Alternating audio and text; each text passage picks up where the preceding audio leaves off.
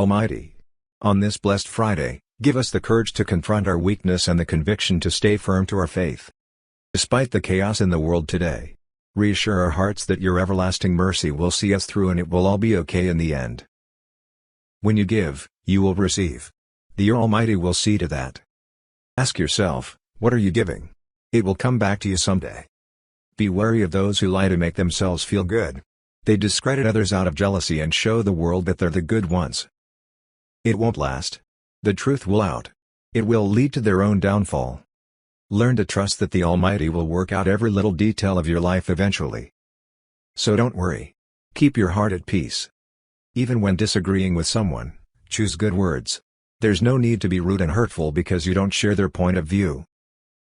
Your deeds are weighed according to how sincere you are. Don't waste your good work and effort by putting every bit of it on social media. People who try to destroy your happiness are simply jealous of you. Pray for them because the truth is they're unhappy with their own lives. The wise use their word with caution and restraint. They know when to stay silent, while the fool has a tongue that can crush the spirit. Don't let any storm set you back.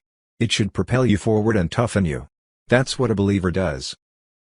Stay firm in faith at all times. If you want to relieve stress, focus on what you're doing and leave the haters to do their thing.